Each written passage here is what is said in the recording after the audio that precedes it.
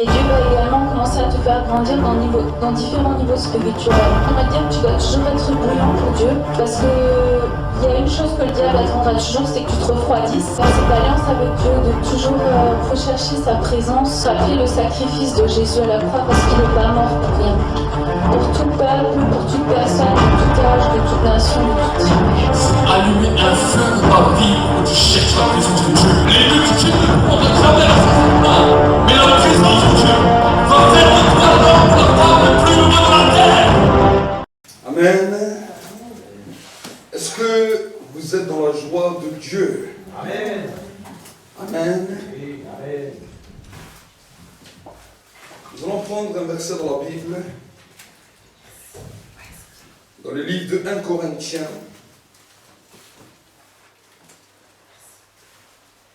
au chapitre 11 et au verset 23.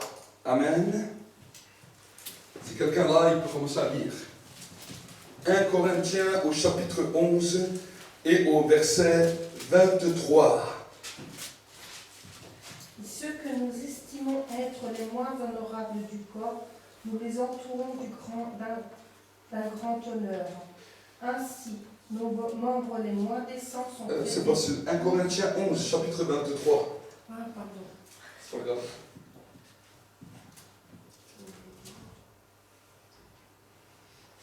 Car moi, j'ai reçu du Seigneur ce que je vous ai transmis. Le Seigneur Jésus, dans la nuit où il fut livré, prit du pain. Et, après avoir grâce, le rompit et dit, « Ceci est mon corps qui est pour vous. Faites ceci en mémoire de moi. » De même, après avoir soupé, il prit la coupe et dit, « Cette coupe est la nouvelle alliance en mon sang. Faites ceci en mémoire de moi, toutes les fois que vous en boirez. Continue. Car toutes les fois que vous mangerez ce pain et que vous buvez cette coupe, vous annoncez la mort du Seigneur jusqu'à ce qu'il revienne.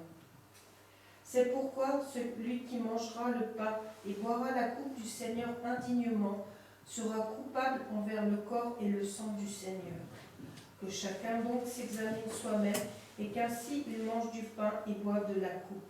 Car celui qui mange et boit sans discernement le corps du Seigneur mange et boit un jugement contre lui-même. C'est pour cela qu'il y a parmi vous beaucoup de malades et d'infirmes et qu'un assez grand nombre sont décédés. Si nous nous jugions nous-mêmes, nous ne serions pas jugés. Mais par ces jugements, le Seigneur nous corrige, afin que nous ne soyons pas condamnés avec le monde. Ainsi, mes frères, lorsque vous... Vas-y, continue. Ainsi, mes frères, lorsque vous vous réunissez pour le repas, attendez-vous les uns les autres. Amen. Amen. Amen. Nous allons fermer nos yeux, nous allons prier pendant un instant. Seigneur, mon Dieu, mon roi, nous voulons réellement te remettre ces temps, ces instants. Et nous voulons, Seigneur, mon Dieu, mon roi, célébrer ce repas de manière intelligente. Nous ne voulons pas célébrer, Seigneur, un repas comme cela pour faire joli. Mais nous voulons être dans ce temps en communion avec toi et en communion avec le corps de Christ dans le monde. Seigneur, mon Dieu, mon roi, tu as dit que celui qui mange et boit sans discerner le corps du Seigneur mange et boit un jugement contre lui-même. Seigneur, nous voulons te bénir pour ces temps, ces instants que nous passons. Et cher Saint-Esprit, nous te demandons d'ouvrir l'esprit de chaque personne qui entend ce message afin d'arriver à la compréhension et que cette compréhension le fasse acquérir la liberté que tu as donnée à tes enfants. Nous te bénissons, te rendons grâce au nom de Jésus. Amen. Amen. Alors quand les messages commencent à te toucher, quand on commence à attraper les paroles, la Bible nous dit là dans le livre d'Ésaïe, il envoie sa parole et il les guérit. Vous savez, Dieu dans tout temps, il a envoyé sa parole. Il a envoyé sa parole avec les prophètes. Il a envoyé sa parole avec les apôtres. Il a envoyé sa parole de tout temps avec la création, la nature. Il envoie sa parole. Et vous savez, c'est quoi qui lui fait plus mal au cœur? C'est que les gens, des fois, ne reçoivent pas la parole, mais ils laissent tomber la parole à terre. Et quand on laisse tomber la parole à terre, La parole peut produire du fruit sur la terre sur laquelle elle tombe, mais si elle tombe dans un cœur, c'est mieux. Amen. Dis avec moi, il faut que la parole de Dieu tombe dans un cœur. Il faut que la parole de Dieu tombe dans vos cœurs. Amen. Amen. C'est dans un cœur que la parole doit être envoyée. La terre a déjà bénéficié de la parole. Et la Bible nous dit que quand la terre a bénéficié de la parole, quelque chose d'extraordinaire s'est produit. Des fleurs en sont sorties, de l'herbe verte est sortie. La terre a commencé à prendre forme. Parce que la Bible nous dit dans le livre de la Genèse que la terre n'avait aucune forme, qu'elle était informe et vide et que les ténèbres étaient dessus. La terre n'avait aucune forme, elle était difforme. Mais quand la parole est tombée sur la terre, la parole a produit un fruit. Amen. Amen. Peut-être ton cœur aujourd'hui n'a pas de forme, à cause peut-être du désespoir, à cause peut-être du découragement, à cause peut-être des situations que tu traverses dans ta vie, ton cœur est devenu difforme. Alors quand on dessine un cœur, on le dessine toujours en rouge, avec des belles formes. Ça c'est quand le cœur est en bonne santé. Mais quand des fois le cœur est en mauvaise santé, ça a des effets terribles, parce que c'est ça qui met le découragement, c'est ça qui met le désespoir, c'est ça qui nous rend tristes, c'est ça qui nous décourage, c'est ça qui nous désespère et qui nous aigrit dans la vie. Vous savez, on ne devient pas aigre comme ça, on devient aigre parce que, quelque part, un sentiment a vieilli. J'ai vu le bon vin, quand au début, il est un jus de raisin, il est sucré. Mais quand il commence à prendre de l'âge, à être isolé, à être enfermé dans un tonneau, ce même jus de raisin qui avait un bon goût sucré commence à devenir amer. Alors à un moment donné, il devient du vin. Mais si tu continues, il devient du vinaigre. Et oui. Et bien des fois, nos cœurs sont comme ça. Ils commencent à s'enfermer dans un tonneau. Dans le tonneau du renfermement. Dans le tonneau du découragement. Dans le tonneau, personne ne regarde sur moi. Personne ne m'aime. Dans le tonneau de la solitude. Et quand ce tonneau commence à prendre effet sur toi, ça commence à fermenter. Dis avec moi fermenter. Fermenter. C'est ça qui crée les gaz. Et les gaz, ce sont des mauvaises humeurs. Des fois, ça nous prend comme ça, on ne sait pas d'où ça vient. C'est comme si quelque chose fermente et ça monte en pression. On appelle ça un gaz. Et, curieusement, dans le monde spirituel, quand on regarde dans le monde spirituel, on voit qu'un esprit est également difforme. Alors, au début, le gaz peut venir de notre mentalité, peut venir de nos raisonnements, mais au bout d'un moment, quand le gaz grandit, ça ouvre une place à un esprit. Est-ce que vous essayez? C'est pour ça que la Bible nous dit, même de ne pas nous coucher sur notre colère. Ne laisse pas le soleil se coucher sur ta colère.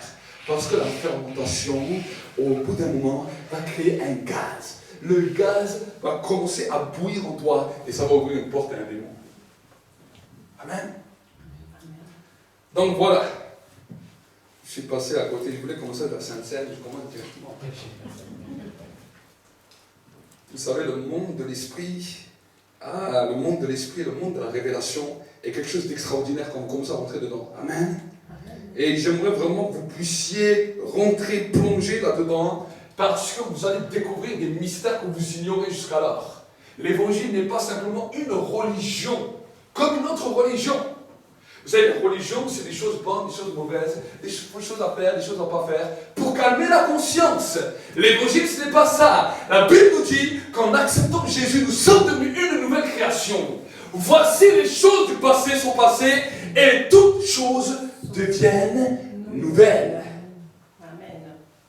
Dans le monde de l'esprit, il y a toujours un renouveau. Il y a toujours quelque chose de nouveau. La Bible nous dit, Jérémie, à un moment donné, il était dans ce temps de désespoir, dans ce temps de découragement. C'est un prophète qui n'avait pas beaucoup de succès, qui n'avait pas beaucoup de gens qui l'applaudissaient. Chaque fois que Jérémie parlait, on voulait le tuer. On l'a mis dans une citerne. On l'a laissé avec du pain sec et de l'eau dans une citerne. On a voulu le jeter en prison. On a voulu le tuer. On a voulu faire toutes sortes de choses sur lui. Chaque fois qu'il parlait, on disait, Jérémie, tais-toi. Mais, à un moment donné, le découragement, c'est pour ça qu'à un moment, même dans la Bible, il était tellement découragé qu'il a créé un livre qu'on appelle Lamentation. Là lamentation de Jérémie. Pourquoi ce livre est dans la Bible? Parce que la vie était à un moment tellement dur que ça a produit un gars, ça a produit quelque chose dans sa vie qu'on appelle la lamentation. Et tant qu'il se lamentait, vous voyez que plus qu'il se lamentait, plus c'était terrible, plus c'était désastreux. Est-ce que vous avez déjà vu qu'une lamentation peut résoudre des problèmes? Aucune lamentation ne change aucun problème. Tu peux te lamenter autant que tu veux. La lamentation ne change rien. Mais à un moment donné, il est revenu en lui-même. Il a dit, voici. Dis avec moi, voici. Voici. Voici ce que je dirai à mon âme. Dis, Voici ce que je dirai à mon âme. les bontés de l'Éternel ne sont pas épuisées. Les bontés de l'Éternel ne sont pas épuisées. Elles ne sont pas arrivées à leur terme. Elles ne sont pas arrivées à leur terme. Mais elles se renouvellent chaque matin. Elles se renouvellent chaque matin. Jérémie est là. Jérémie est là. Il est dans son problème, dans sa difficulté. Voici que le matin, il se redit ça. Le soir, il est là. Avant, il se lamentait. Il disait, mais pourquoi cette journée s'est passée comme ça? Pourquoi aujourd'hui est tellement difficile? Mais il a commencé à le dire, à le redire, à le redire. C'est devenu son slogan. C'est devenu son slogan matinal. C'est devenu son slogan du soir. Et avec ce slogan, il a trouvé la délivrance. Amen. Tu as besoin d'un slogan qui régule ton âme. Amen. Amen. Ton âme a besoin d'être régulée parce que ton âme est incorrigible. Dis-lui, tais-toi. Tais-toi, mon âme. Le psalmiste David disait, j'ordonne à mon âme de me tenir en silence devant l'Éternel. Parce qu'il avait des problèmes, il avait des difficultés. Regardez, si vous lisez, dans ma Bible un peu déchirée, si vous lisez bien l'histoire de David, vous allez voir qu'il a reçu l'onction. C'est extraordinaire. Et nous voulons tous faire comme cela, avoir que le prophète vient, qui libère l'onction. Mais à David, l'onction lui a posé des problèmes. Avant l'onction, il n'avait pas de problème. Il était là en train de garder un troupeau avec une harpe. C'était extraordinaire. Il faisait des chants, il était un poète. Mais le jour où l'onction a été descendue sur lui, alors bien sûr, la chose principale que l'onction a fait, c'est qu'elle a mis David en avant. Il a explosé la tête de Goliath. Il lui a mis la raclée de sa vie, il lui a raccourci la tête, il lui a coupé la tête. C'est extraordinaire. Il a fait un exploit devant tout Israël. Mais cet exploit allait lui poser des problèmes demain. Parce qu'après, le roi voulait le raccourcir.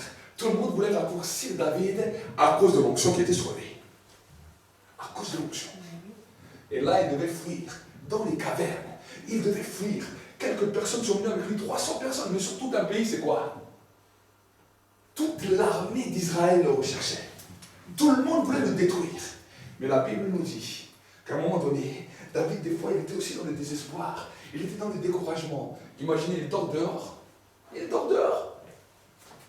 Et là, il se dit, non, je ne vais pas vivre ma vie en me lamentant. Je ne vais pas vivre ma vie en me décourageant. Je ne vais pas vivre ma vie en me désespérant.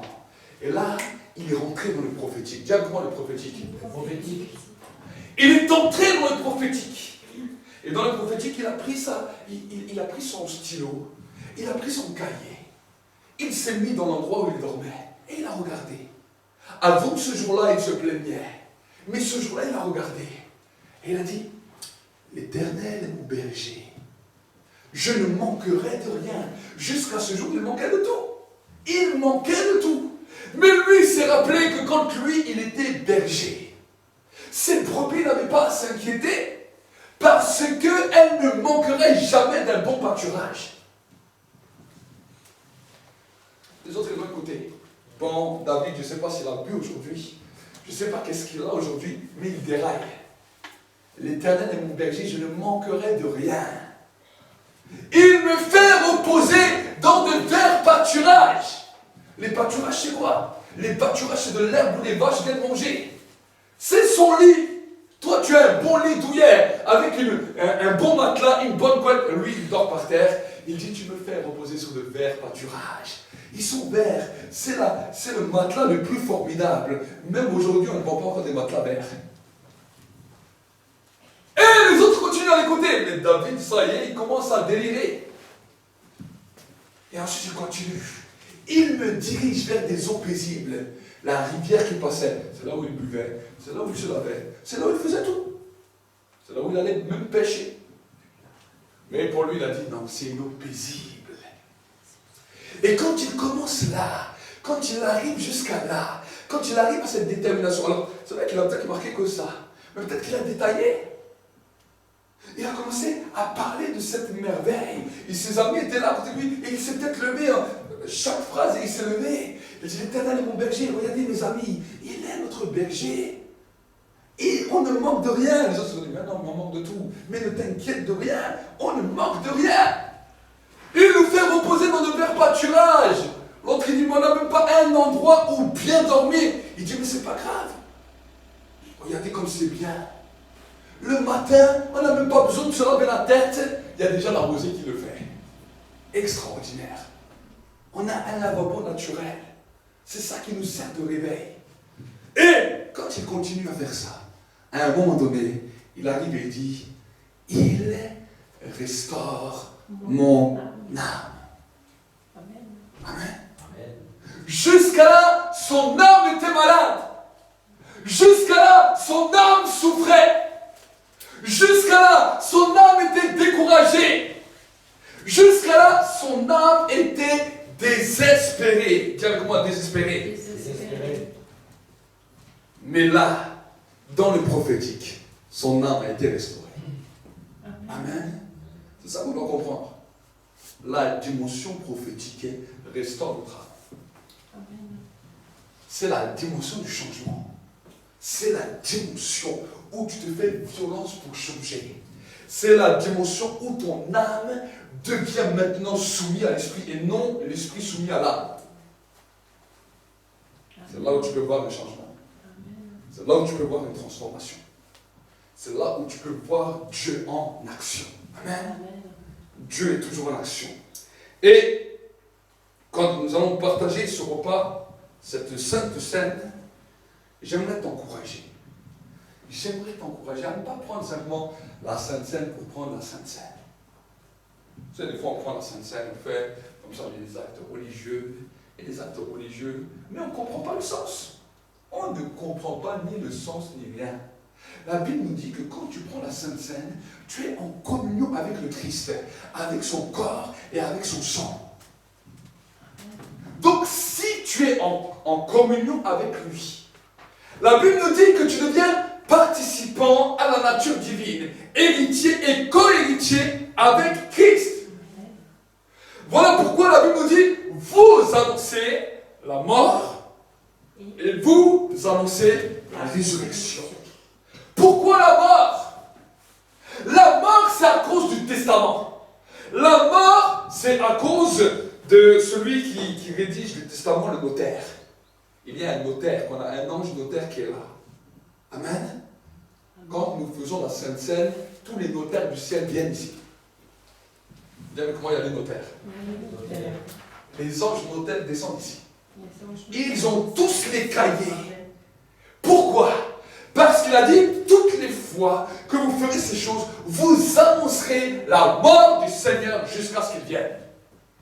Donc, quand tu annonces la mort de quelqu'un, il y a toujours la notion d'héritage, il y a toujours la dimension de notaire. Obligé. C'est obligé. On regarde ce qu'il avait, on regarde son héritage et on cherche les héritiers. Y a-t-il ce matin dans cette salle des héritiers du Seigneur? Amen. Les notaires sont là, ils se sont posés et ils sont en train de demander, y a-t-il ce matin des héritiers de celui qu'on appelle Jésus-Christ, de celui qu'on appelle le roi des rois, de celui qu'on appelle le Seigneur des seigneurs. Donc voilà pourquoi toutes les mentalités là qu'on a, toutes les choses qui nous détruisent, tous nos pleurs, tous nos raisonnements, toutes nos mentalités, laisse ça, il y a un héritage. Amen. Il y a un héritage. Et quand nous commençons à saisir cet héritage, c'est là où nous entrons dans les promesses. Amen. Amen. Amen. Vous imaginez, vous allez chez le notaire, quelqu'un est décédé. On vous dit, oui, est-ce que vous êtes l'héritier? Oh, mais vous savez, j'ai tellement de problèmes. Et toi, au lieu de prendre part à ce que le notaire est en train de te dire, il te montre les papiers, il dit, si vous ne signez pas là, ce n'est pas pour vous. Et toi, tu es là, tu dis, oh, mais vous savez, ma vie, elle est vraiment difficile. Oh, vous savez, monsieur le notaire, oh, je souffre. Oh, monsieur le notaire. Tu vas te lamenter pendant 1 heure, tu vas passer. Le notaire, là, il a un temps avec toi. 1 heure, 2 heures, on ne sait pas. Il dit, bon, voilà, le temps est fini. Et qu'est-ce que vous avez dit? Oh, mais vous savez, c'est difficile la vie. Bon, ok, vous n'avez pas voulu signer. Monsieur, au revoir, et vous sortez. Et là, tu passes à côté. Beaucoup de gens, quand tu parles de la Sainte-Seine, c'est ça.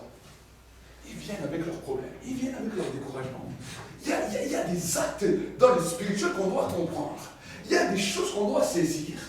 Il y a tout qui est là. La Bible nous dit que la guérison, la libération, tout est là. Mais nous, on est bloqués dans nos raisonnements, on prend ça comme ça, et on continue. Oh, mais Seigneur, tu vois, je souffre. Hein. Oh, mais Seigneur, tu es passé à côté. Tu es passé à côté. À cause de ton incompréhension. La Bible nous dit, mon peuple périt parce qu'il lui manque de la connaissance. Dis comment connaissance. Connaissance. Il faut que tu grandisses dans la connaissance. Parce que l'ignorance tue. Oh, c'est pas, certains vont me dire, oh, mais c'est pas grave l'ignorance. Si, l'ignorance c'est grave. Parce que ça tue et l'ignorance te vole. L'ignorance te détruit. L'ignorance t'anéantit. Donc voilà pourquoi ne reste pas ignorant. Aujourd'hui, même dans le monde actuel, dans le monde séculier, l'ignorance fait que des gens périssent. L'ignorance dans notre monde fait que beaucoup d'hommes et de femmes périssent. À cause de l'ignorance, certains vont commencer à se réjouir. Parce que s'ils voient des gens qui sont ignorants, pour eux ils sont bêtes. Alors on fait avec eux ce qu'on veut. Ils deviennent des moutons et là ils font avec eux ce qu'ils veulent. Et nous, en tant qu'enfants de Dieu, nous avons le devoir de grandir dans la connaissance. Amen. Nous avons un devoir de grandir dans la connaissance. Vous savez, si on vient devant Dieu, on dit, oh mais Seigneur, j'étais ignorant. Bon, c'est vrai que Dieu peut comprendre que certaines choses, on peut être ignorant. Mais beaucoup de choses sont écrites dans la parole. Beaucoup de choses sont prêchées. Aujourd'hui, la Bible nous dit que la connaissance grandit. Nous sommes dans un temps, aujourd'hui, dans le 21e siècle, ça fait à peu près 2000 ans que Jésus est parti de la terre, où il y a une grande connaissance.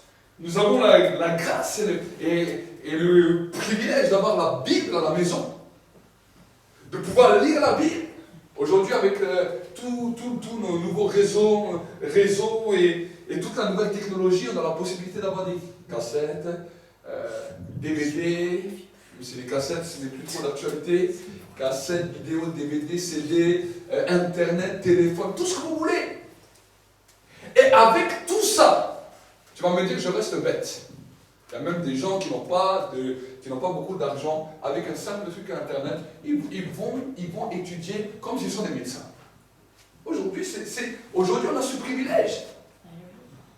Et dans le monde spirituel, on dirait que les gens ne veulent pas de ce privilège. Ils écoutent une bonne prédication, ils disent, ah, c'était bien la prédication. Mais mon problème.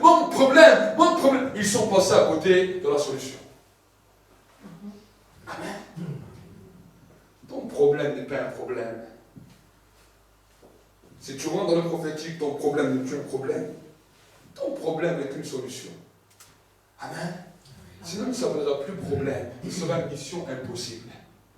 Mais si tu as un problème, c'est qu'il y a toujours une solution. Amen. Amen. Et sur la terre, il n'y a que des problèmes. Il n'y a pas d'impossibilité, il n'y a que des problèmes. C'est pour ça qu'on a créé des ingénieurs.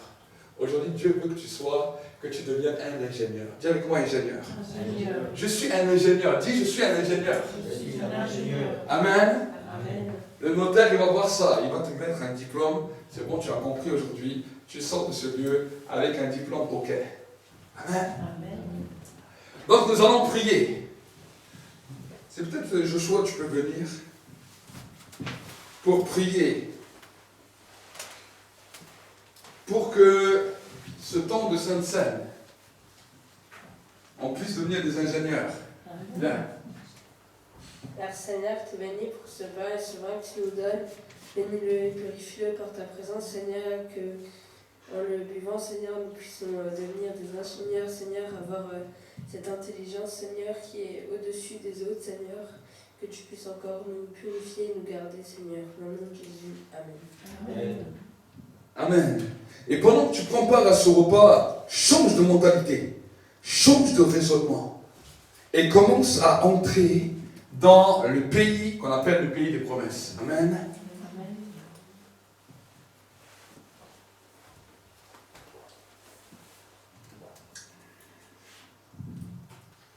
Le pays des promesses. Seigneur, mon Dieu, mon roi, nous voulons réellement te bénir, nous voulons réellement t'exalter, nous voulons réellement te louer.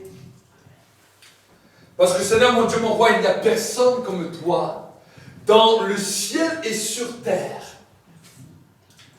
Il n'y a personne de semblable à toi. Et là où tu es, mon frère, ma soeur, commence à prier Dieu. Commence à prier Dieu. Là, nous sommes chacun seul devant Dieu, même si nous sommes tous ensemble, réunis dans ce lieu. Devant Dieu, nous sommes tous seuls.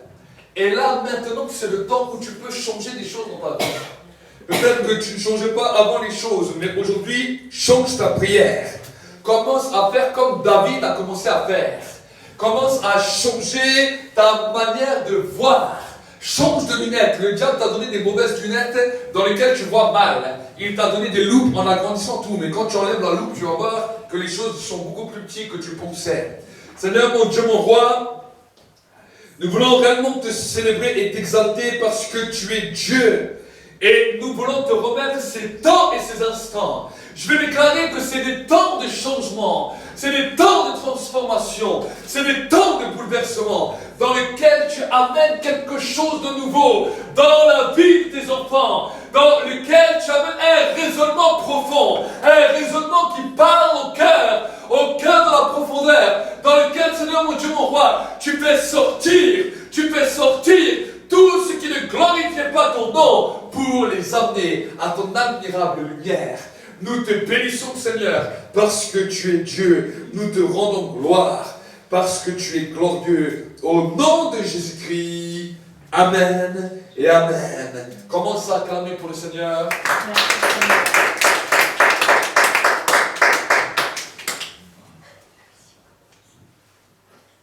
Amen. Nous allons passer au temps de la parole de Dieu. Est-ce que vous aimez la parole de Dieu? Amen. Vous savez, chaque fois que nous rentrons dans la dimension de la parole, la Bible nous dit la chose suivante. Nous entrons dans un autre temps. Dis avec moi, un autre temps. Le temps dans lequel nous entrons s'appelle le temps de l'éternité. Le temps sur la terre s'appelle le temps chronos. Le temps dans lequel nous courons après une montre. Une montre qui se situe à notre bras, une montre qui peut se situer sur un mur, une montre qui peut se situer sur les clochers, une montre qui peut se situer sur une mairie, une montre qui peut se situer dans une maison, dans une pièce de ta maison, une montre que tu peux même avoir et que tu as même sur ton téléphone. La montre nous suit partout. Le temps nous suit partout. Et dans ce temps, nous sommes liés à des saisons. Été, hiver, automne, printemps. Et nous voyons qu'en fonction des saisons, nous changeons d'habit. En fonction des temps et des saisons, nous changeons de vêtements. À certaines heures de la journée, nous allons nous laver. À certaines heures de la journée, nous mangeons. À certaines heures de la journée, nous travaillons. À certaines heures de la journée, nous faisons toutes sortes d'activités d'après le temps. Et bien souvent, voilà où nous devenons perdus. Parce que Dieu nous demande d'entrer dans un autre temps qu'on appelle le temps de l'éternité. Pour nous, l'éternité, ça veut dire quelque chose comme ça veut rien dire. Parce que l'éternité, tu ne peux pas le calculer dans le temps chronos. Tu ne peux pas le calculer dans le temps des saisons. Tu ne peux pas le calculer dans un temps comme tu es en train de vivre. Et la Bible nous donne une recommandation de racheter le temps car les jours sont mauvais. Comment pouvons-nous racheter le temps? Parce que nous voyons que le temps court, et les années courent, et les années passent, et nous n'arrivons pas à les arrêter. J'ai essayé d'arrêter le temps, j'ai essayé d'arrêter les années, mais voici que j'ai bientôt 40 ans et ça court toujours. Ça court toujours. J'ai beau essayer de me dire que je m'assieds pendant 1 an, une année sabbatique, dans laquelle je ne fais rien. J'attends. Aujourd'hui, je ne peux pas me lever. Je reste dans mon lit. Le temps a qu'à courir. Moi, je ne regarde pas sur lui. Malgré que tu fais ça, même si tu restes toute la journée dans ton lit, le temps court. Quelle parole folle. L'apôtre Paul nous dit dans la Bible, rachetez le temps. Parce que les jours sont mauvais.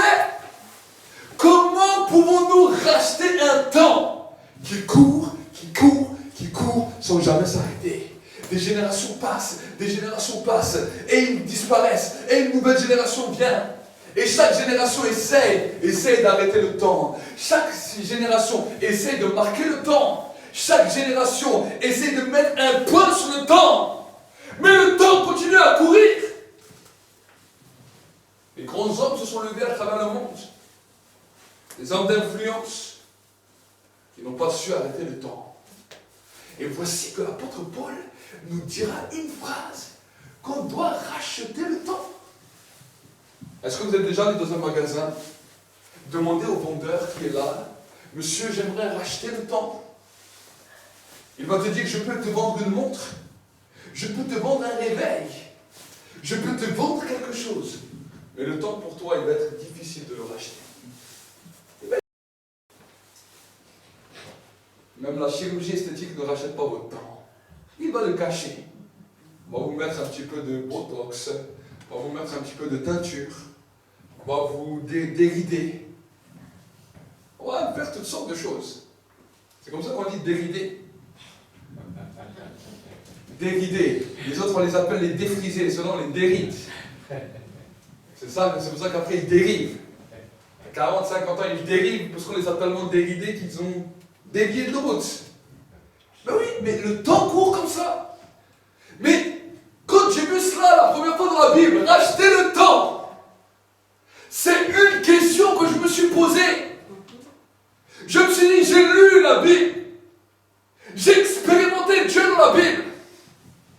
J'ai expérimenté le miracle de Dieu. Mais quand je suis arrivé là, racheter le temps. Mais qu'est-ce que cela veut dire? C'est un mystère. Comment on peut racheter un temps? J'essaie d'arrêter le temps. J'essaie de bloquer le temps. J'essaie de parler au temps. Mais le temps court. Amen. Mais j'aimerais te dire qu'il y a un moyen de pouvoir racheter le temps. Il y a un moyen. C'est quand nous entrons dans la sphère de l'éternité. Le temps de la prière est une sphère où tu sors du temps naturel et tu entres dans un autre temps. Le temps de la prière, le temps de la communion avec Dieu est un temps où tu sors du temps naturel et tu entres dans le domaine spirituel. Alors, maintenant, nous pouvons regarder aussi, mais qu'est-ce que c'est le temps avec Dieu? Parce que le temps avec Dieu veut dire beaucoup comme ne veut rien dire. Aujourd'hui, des milliers de religions essayent de passer du temps avec Dieu sans jamais racheter le temps. Je dirais même des fois, même des croyants qui ont été nés de nouveau peuvent passer du temps avec Dieu sans racheter le temps. Et ça, c'est dramatique. Ça, c'est dramatique. De dire que je vais essayer de passer du temps avec Dieu pour perdre du temps. Les enfants d'Israël ont perdu du temps. Ils sont allés, imaginez, écoutez bien ça. Ils étaient en Égypte. En Égypte, ils vivaient une vie catastrophique. Ils étaient des esclaves. On les fouettait. On décidait quand ils mangeaient. On décidait quand ils dormaient. On décidait de tout sur leur vie. C'était des esclaves. Mais la Bible nous dit qu'à un moment donné, Dieu a envoyé Moïse. Et quand Dieu a envoyé Moïse, voici que le peuple était libre. Extraordinaire. un peuple qui est rentré dans la liberté. Et la Bible nous dit que quand ils sont sortis de l'Égypte, ils ont chanté les cantiques, ils ont dansé. Ils ont dansé, mais ils n'étaient pas dans la présence de Dieu. Ils ont chanté, ils ont dansé sans être dans la présence de Dieu. Pourquoi? Parce que quand ils sont passés la mer Rouge, la Bible nous dit que Myriam, la sœur de Moïse, a pris la harpe, a commencé à chanter, à danser. Tout le peuple a chanté, à danser. Ils ont chanté et dansé. Pourquoi? Ils ont chanté et dansé, non pas à cause de Dieu, mais à cause de la victoire qu'ils sont sortis de l'esclavage. Des fois, nous pouvons chanter à Dieu. Nous pouvons chanter des louanges juste à cause d'une bénédiction, mais pas pour Dieu. Et là, dans ce temps-là, ils n'ont rien racheté du tout. Parce que, après le chant, après l'acclamation, voici qu'ils sont arrivés dans un lieu qu'on appelle désert. Désert. Et là, dans ce désert, la véritable motivation du cœur a commencé à se révéler. Ils ont dit, pourquoi tu nous amènes ici? Il est où ton pays que tu nous as dit? On voit que des pierres, on voit que des serpents, on voit que de la chaleur. Tu nous as raconté n'importe quoi. Le désert est l'endroit où Dieu va révéler quel est le cœur, et c'est dans le désert soit que tu rachètes ton temps, soit que tu perds ton temps. Chaque homme, chaque femme qui a accepté Jésus comme Seigneur et Sauveur va passer par un temps de désert. Amen. Et le temps de désert, la Bible nous dit que Dieu a dit à Moïse, je vais les amener dans le désert pour les éprouver et pour regarder ce qu'il y a dans le cœur. Le désert n'était pas une malédiction. Le désert était le test. Et la Bible nous dit que tout un peuple, toute une génération s'est perdue dans le désert et est mort dans le désert. Terrible. Vous savez, le désert, il fallait à peu près 3 ans pour arriver dans la terre promise en marchant. En 3 ans, ils auraient pu rentrer. Ils ont tourné en rond pendant 40 ans et ils ont perdu leur temps. Mon désir aujourd'hui, c'est que tu ne perds pas ton temps. Vous savez comment ils ont perdu leur temps? Lamentation, pleurs, désespoir, rébellion. Et j'en passe. Lisez la Bible. Vous allez voir que chacune de leurs situations les amenait dans un problème dans lequel ils perdaient leur temps. Ah, quand on a des problèmes, on prie. Les problèmes font même jeûner. Les problèmes nous font faire des exploits extraordinaires aux yeux des hommes. Mais ce que nous faisons dans ce temps de problème n'est que du vent et ne rachète aucun temps. Amen. Ne rachète aucun temps. Dieu a dit à Moïse, amène-les avec moi. Amène-les avec toi. Et amène-les au pied de la montagne du Sinaï.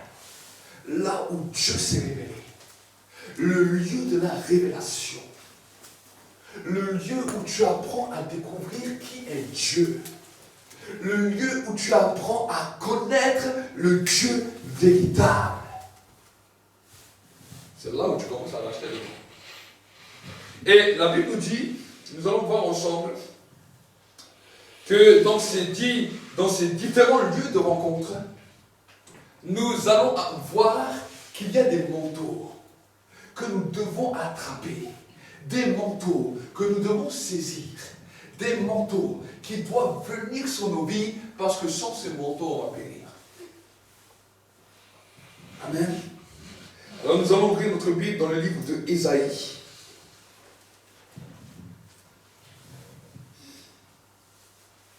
Chapitre 11. Et nous allons verset 1er.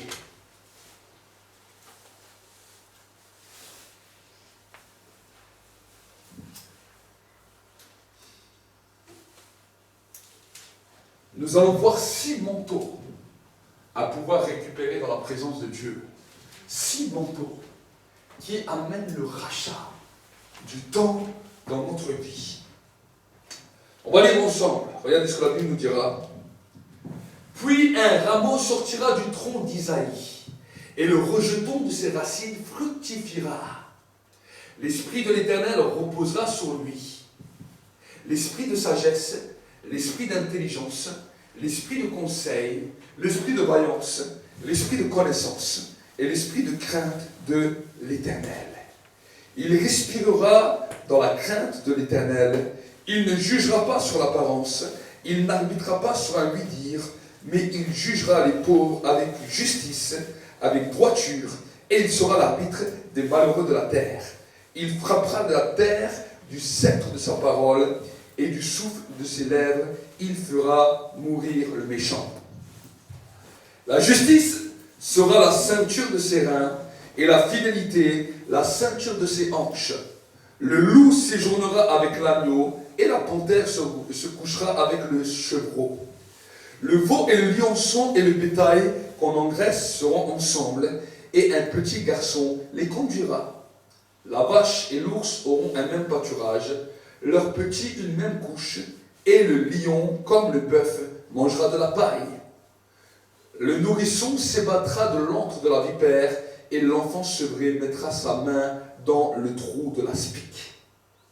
Il ne fera ni tort ni dommage sur toute ma montagne sainte, car la connaissance de l'Éternel remplira la terre comme les eaux recouvrent le fond des mers.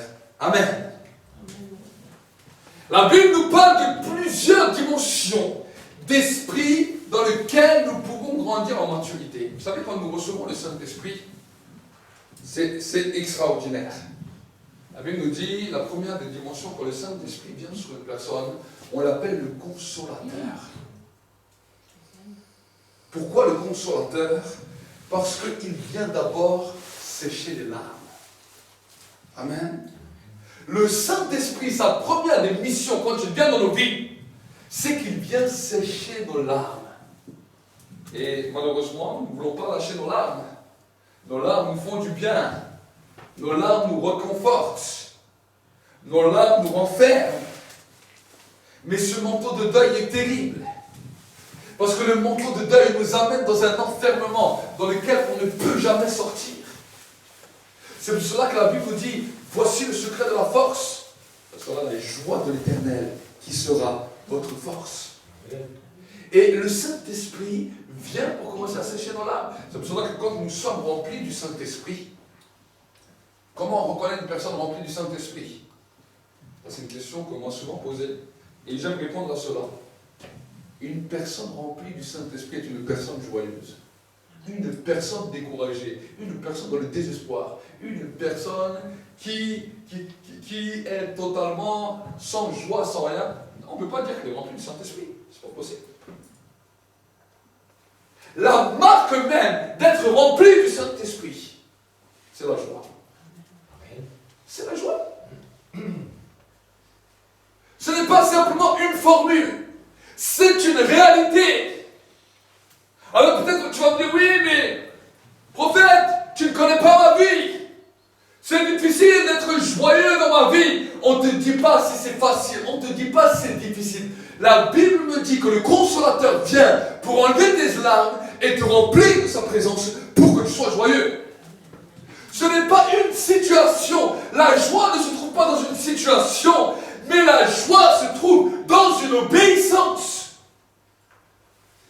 Et chaque fois que nous sommes découragés, nous pouvons reconnaître que nous ne sommes pas remplis du Saint-Esprit et que nous avons besoin de remplir du Saint-Esprit. Nous avons besoin de chercher Dieu et de dire que je peux être rempli du Saint-Esprit pour être dans la joie. Amen. Les croyants se sont posés la question, mais comment faire alors? Dans le livre d'Éphésiens, l'apôtre Paul nous donne la clé.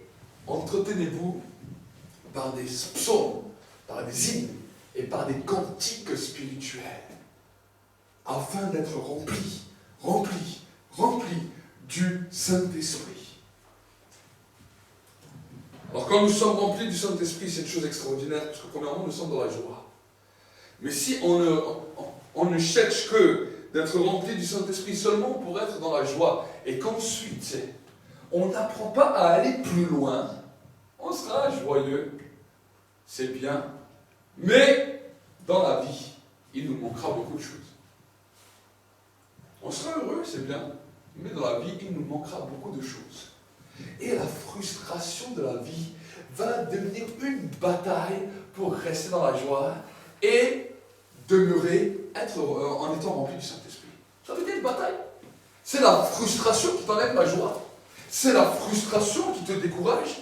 C'est la frustration qui va même t'empêcher de louer Dieu pour que tu sois rempli du Saint-Esprit. Le manquement et la frustration sont deux choses terribles. Mais Dieu veut que tu sois complet. Il a dit, je suis venu afin que mes brebis aient la vie et qu'elle l'ait en abondance. Alors regardez, nous allons voir la première des dimensions. Puis un rameau sortira du tronc d'Isaïe et le rejeton de ses racines fructifiera. Dis avec moi, le rejeton de ses racines. Le rejeton de ses racines, c'est toi et moi. Amen. Nous sommes les rejetons de la racine. Et la Bible nous dit que les rejetons de la racine vont fructifier. Amen. Même si au début tu es un rejeton, tu dis je suis heureux, je suis un rejeton d'une racine noble, je suis un rejeton d'une racine extraordinaire. Et parce que je suis le rejeton de cette racine, je vais fructifier. Amen. Ensuite il commence. Voici la première racine, voici le premier manteau pour commencer à fructifier. La Bible nous dit l'esprit de sagesse. On va d'abord s'arrêter sur la sagesse. L'esprit de sagesse. On s'arrête. On réfléchit. Voilà que Dieu veut t'amener dans une dimension où tu vas racheter le temps. Voici que maintenant tu es rempli du Saint-Esprit, tu es dans la joie. Mais dans la vie, si tu n'as pas la sagesse, tu vas vite ne plus être rempli du Saint-Esprit. Tu vas vite être rempli de découragement. Et le manque de sagesse va te tuer. Le manque de sagesse va te tuer. Alors on va se poser la question, mais qu'est-ce la sagesse? Qu'est-ce la sagesse? Nous allons voir ensemble un homme sage qui avait reçu la plus grande sagesse de la terre. C'est le roi Salomon. Et voici que quand le roi Salomon parle, il dit, voici, le commencement de la sagesse, c'est la crainte de l'Éternel. C'est la première dimension. Il ne te dit pas que la sagesse, c'est bâtir ta vie avec ton propre raisonnement. La Bible nous dit que le commencement de la sagesse, c'est la crainte de l'Éternel. Alors, le mot crainte a des consonnes en français qui peuvent nous inspirer une terreur, qui peuvent nous inspirer toutes sortes de choses. Pourquoi? Parce qu'on ne comprend pas vraiment ce que veut dire le mot crainte. Mais quand on parle de mot crainte, on parle de haïr le mal. C'est ça qu'on appelle la crainte de l'Éternel. C'est la haine du mal. La haine du mal. Alors, bien sûr, certaines choses nous haïssons. Nous n'aimons pas quand on nous ment. Nous n'aimons pas quand on se moque de nous. Nous n'aimons pas certaines choses. Mais, si on est vrai avec nous-mêmes, on voit que certaines choses, on aime. On aime bien le péché. On aime bien certaines choses que Dieu n'aime pas. Et c'est quelque chose que nous apprécions. Que nous apprécions. Alors c'est là où des fois cela devient difficile. Parce que pour savoir c'est quoi haïr le mal, tu dois savoir ce que Dieu haït. Et ce que Dieu appelle péché. Et là, quand tu commences à lire la parole, tu vas découvrir que Dieu appelle certaines choses péchés que toi tu aimes. Alors bien sûr, il y a des péchés que nous connaissons, que toutes les religions connaissent. Il y a des péchés un petit peu plus subtils. L'apôtre Paul nous parlera de certains péchés qu'on appelle des excès de table, de l'ivrognerie. Toutes sortes de choses qui sont des excès de l'âme. Que Dieu va apprendre à gérer ça. Et c'est une chose qui est difficile d'entendre. Parce que si tu veux vraiment la sagesse, tu es obligé de passer par là. La Bible dit que celui qui veut demander la sagesse, qu'il la demande avec foi à Dieu. Mais qu'ils ne viennent pas en doutant. Car celui qui doute, il est comme les flots de la mer, qu'un tel homme ne pense même pas demander quelque chose. C'est écrit dans le livre de Jacques. Donc, si nous voulons le manteau de la sagesse, nous devons commencer à reconnaître. Vous savez, le manteau de la sagesse vient de cette manière. C'est quand tu t'assieds. Et quand tu dis à Dieu, bon voilà, c'est-à-dire toi tu n'aimes pas ça, mais moi j'aime. Alors voilà, je veux accepter que tu me changes. Toi tu n'aimes pas ça, mais moi j'aime ça. Je veux accepter que tu me changes. Derrière toute addiction de l'homme, il n'y a pas forcément un démon. Il y a des fois, dans la durée, qu'un démon peut venir. Oui. Voilà pourquoi si nous faisons que de la délivrance, quand il y a un démon, nous allons être des forts. Mais si ce n'est pas un démon, si c'est simplement une addiction de la chair, on va se confronter à un problème récurrent. Parce que ce problème ne partira pas, parce qu'il y a un amour qui est attaché derrière. Jésus a dit à un moment, je suis venu pour jeter un feu sur la terre. Mais qu'ai-je à désirer si un autre feu est déjà allumé en vous?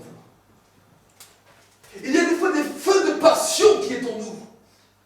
Et tant qu'on n'est pas monté sur la montagne pour saisir ce manteau de sagesse dans lequel nous reconnaissons notre personnalité et nous disons Seigneur, moi j'aime ça. Toi tu n'aimes pas, mais je veux accepter le changement. Alors peut-être tu vas y remonter 10 fois. Mais tu vois Seigneur, aujourd'hui c'était un peu plus fort. Mais demain ça sera un peu diminué. Et chaque jour, tu montes sur la montagne pour que la sagesse commence à devenir ton manteau. Comme maintenant. La sagesse est devenue ton manteau. Le prophète Isaïe a été très intelligent parce qu'il a dit un autre manteau qui va suivre, qui va accompagner le manteau de la sagesse qu'on appelle le manteau de l'intelligence. Dis avec moi le manteau de l'intelligence. Qu'est-ce que c'est l'intelligence? L'intelligence, c'est la fuite du mal. L'intelligence, c'est ce qu'on appelle la conversion, le détournement du mal. Le commencement de la sagesse, c'est la crainte, c'est savoir ce que Dieu haït. C'est un manteau.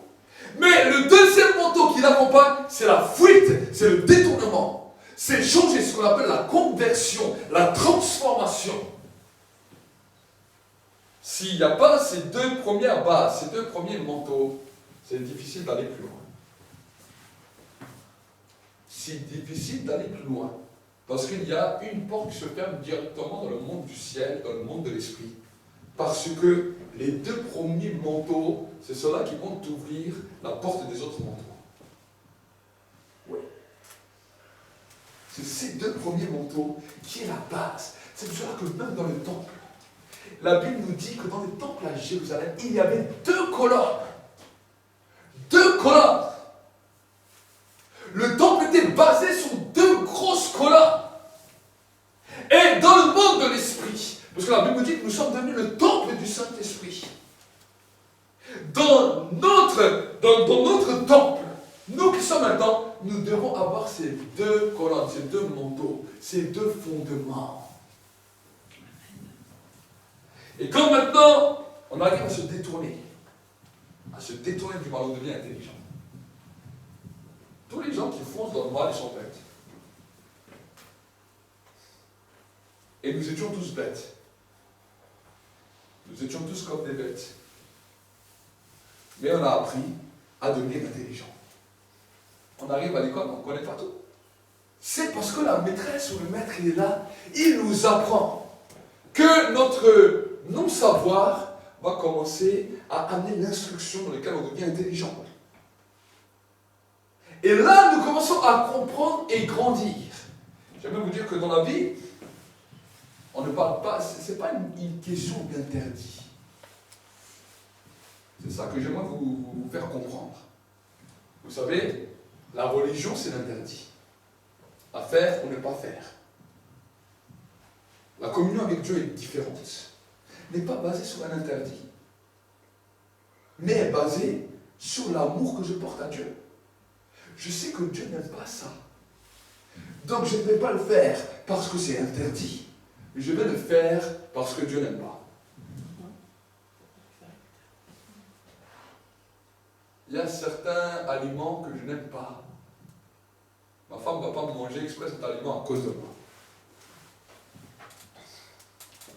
J'aime pas l'ail aux fines herbes, là, les trucs là qu'on met sur le pain. Ça, c'est le tartare. Au début, un jour, on s'est fait un bisou, elle a mangé ça. J'ai eu un goût, je déteste ce goût. Et au début, j'ai rien dit. Elle me dit, mais pourquoi maintenant il a changé, il vient plus me donner le bisou. Je dis, mais je sais pas, il y a quelque chose que tu as mangé que j'aime pas. Mais quand on a déterminé, analysé ce que j'aimais pas, c'est pas que c'est interdit, c'est pas pour elle, c'est interdit de manger ça. Mais elle sait que moi je n'aime pas ça, donc elle va le faire. Par amour, à cause de moi. Oui. Le péché, c'est la même chose. C'est pas que le péché, c'est interdit. Si je veux, demain, je vais voler. Si je veux, demain, je vais braquer une banque. Oui. C'est pas que c'est interdit. C'est que mon Dieu m'a dit, si tu veux me faire plaisir, voici ce que j'attends. Oui. Et là, quand vous commencez à comprendre ça, c'est ça qu'on appelle la sagesse et l'intelligence. C'est ça qu'on appelle la sagesse et l'intelligence. C'est ça que le peuple d'Israël, ils n'ont rien compris. Parce que pour eux, c'était simplement une nouvelle dictature. On était des esclaves, on nous a fouettés, on râlait, on était obligés de faire. Maintenant, on marche avec Dieu et il nous donne encore des ordres. Ça, c'est la mentalité de l'esclave. C'est une personne qui n'est pas esclave, il n'a rien, il n'a pas peur des ordres. Mais les gens qui ont des mentalités d'esclaves, ne leur dis pas un ordre, ils vont sauter au plafond. Donne-leur un ordre et tu vas voir leur vrai visage. Parle-leur un petit peu d'une manière un peu bizarre, où tu élèves un peu la voix avec eux, tout de suite ils vont se sentir frustrés. Ça, c'est la mentalité de l'esclave. Il ne faut rien leur dire, sinon ils vont se frustrer. La mentalité de l'esclave est terrible. Parce que la mentalité de l'esclave t'amène toujours dans la désobéissance. T'amène toujours dans le péché. Avec Dieu, c'est la même chose. Les gens sont comme ça, ils viennent, ils adorent Dieu. Voilà. Quand tout va bien, c'est bien. Mais quand quelque chose ne va pas bien, Dieu, pourquoi j'ai fait ça, tu m'exauces pas. Dieu, pourquoi j'ai fait ça? On commence à faire des comptes à Dieu. On fait des comptes. Ça, c'est la mentalité d'un esclave. J'ai pas fait ça pour que Dieu me donne ça, ou pour que Dieu fasse ça avec moi. Peu importe ce que je vis dans ma vie, peu importe ce que je fais dans ma vie, je le fais parce que j'ai décidé d'aimer Dieu. Peu importe ce qui se passera dans ma vie. Ça ne m'importe peu. Je ne l'ai pas fait à cause d'eux. Si j'ai fait ça, c'est par amour. Et si tu l'as fait à cause de ce que tu as fait, c'est rien, c'est du vent. C'est une cymbale qui résonne, mais qui n'a aucun son et qui ne produit rien dans le monde spirituel. Jean était scandalisé, l'apôtre Jean-Baptiste, le prophète Jean-Baptiste était scandalisé. Il a vu plein de gens comme ça venir. Il a dit, race de vipères, race d'incrédules, qui vous a appris à fuir la colère à venir? Produisez donc des fruits dignes de la repentance. Il les a repris parce qu'il voyait que déjà les hommes, ils sont malins. Ils savaient que voilà, il fallait passer par le baptême, il fallait ça. Alors les gens faisaient. Mais les gens commencent à compter, à comptabiliser. Ne sois pas un compteur de ce que tu as fait pour Dieu. Si tu comptes ce que tu fais pour Dieu, tu as déjà eu ta récompense. Tu n'es pas intelligent. Et c'est là que tu vois, j'ai arrêté de pécher. Et c'est là que tu vois, j'ai fait ça. Vous savez, si tu vas passer du temps dans la prière, tu vas venir comme ça, tu vas mettre tes médailles. C'est là que tu vois, j'ai arrêté ça. Tu vois, aujourd'hui, j'ai passé 1 heure avec toi. Oh, tu vois, hier, j'ai parlé à 3 personnes de toi. Et j'ai fait ceci, et j'ai fait ça. Mais combien d'entre nous, on est comme ça? Et tu mets un manteau. fois il m'énerve. Vas-y, tais-toi, c'est bon. Tu viens devant moi pour me raconter ça. Je sais ce que tu as fait, j'ai vu. Laisse-moi te féliciter. Je suis papa, je sais ce que c'est. Il y a des fois des choses que j'ai vu faire mes enfants. J'aime les voir faire. Mais j'aime les féliciter moi-même. Mais s'il vient toute la journée, papa, j'ai fait ça, maintenant tu me donnes ça. Papa, j'ai fait ça, maintenant tu me donnes ça. Au bout d'un moment, je lui dis, je m'en fous de ce que tu as fait, tu n'auras rien. Mais oui, mais c'est la normalité. Il me dit, non, mais c'est pas juste. C'est pas la question de juste ou pas juste. Toi, tu n'as pas fait les choses pour recevoir ça. Si je veux te donner quelque chose, je te le donne. Mais si tu viens en me disant, j'ai fait ça, j'ai fait ça, j'ai fait ça, tu n'auras rien. Je dis, réfléchis bien la prochaine fois. Si tu fais quelque chose, laisse-moi te féliciter, laisse-moi moi-même te récompenser. Si tu cherches toi-même à dire, je viens tirer ma récompense, tu n'auras rien. Parce que c'est une mentalité d'esclave. Ah, ça change. Là, la prière, on commence déjà à enlever certaines choses. Là, la prière devient déjà plus difficile. Parce que beaucoup prient comme ça. Seigneur, tu connais mon cœur. Seigneur, tu vois mon cœur. Seigneur, tu vois ma vie. Seigneur, tu vois. Ah oui. Pourquoi tu ne lui dis pas, Seigneur, tu vois, je me suis lavé ce matin, je me suis brossé les dents, je me suis coiffé. Pourquoi tu ne lui dis pas ça? Ben oui, c'est la même chose. Mais non, nous, c'est que les bonnes choses qu'on a fait. Au lieu de dire, non, Seigneur, je viens devant toi. Je l'ai fait, ça, je l'ai fait pour toi. T'inquiète, il n'y a pas de problème. J'ai rien fait de spécial. C'est avec plaisir. C'est ça ce qu'on appelle le cœur d'un serviteur, le cœur d'un noble. Le cœur d'un noble ne cherche pas son intérêt. Le cœur d'un esclave cherche toujours son intérêt. Parce qu'il est tellement dans le renfermement, il est tellement dans le repli de soi, que ça devient qu'il a besoin d'une valorisation. Alors peut-être tu vas dire, oui, mais je ne comprends pas, vous savez, quand j'ai passé une vie difficile, peu importe la vie qu'on a passée, Jésus a souffert plus que toi. Jésus, il a souffert sur la croix. Il n'a pas dit, oh, regardez comme je souffre pour vous. Oh, c'est terrible. Mais regardez, je suis là, on me crucifie. Est-ce que vous avez vu Jésus parler comme ça? Et est-ce que vous avez entendu Jésus qui a dit au Père, Père, je suis crucifié, j'ai écouté, j'ai fait ce que tu m'as dit. Est-ce que vous avez entendu Jésus dire ça? Malgré qu'il a fait tout ça, écoute bien, ça va être une révélation pour toi. Malgré qu'il a fait tout ça, il était à l'agonie, il a obéi. Et tout d'un coup, il a vu que malgré tout ce qu'il a fait, Dieu a tourné son regard de lui. Et là, il n'a pas compris. Il a dit, Père, pourquoi tu m'abandonnes? Parce que quand le Père a tourné son regard de lui, il a regardé sur toi et sur moi. Il a fait tout ça à la croix. Il aurait pu dire, mais Père, j'ai fait ça, regarde-moi, regarde-moi. Non, Dieu a détourné son regard. Qu'est-ce que ça veut dire? C'est-à-dire que quand des fois nous faisons des choses, Dieu tourne son regard et Dieu, quand il va nous rencontrer, il ne va même pas parler de ce qu'on a fait. Dieu est mystérieux. Dieu est mystérieux. Des fois, j'ai fait beaucoup de... Et ça, j'ai compris avec Dieu. Au début de ma conversion, je me suis engagé à faire plein de choses. Et des fois, je priais, des fois, je jeûnais. Dieu venait me rencontrer, Dieu ne me parlait pas sur ce que j'ai fait. J'allais comme ça dans des réunions, on prophétise.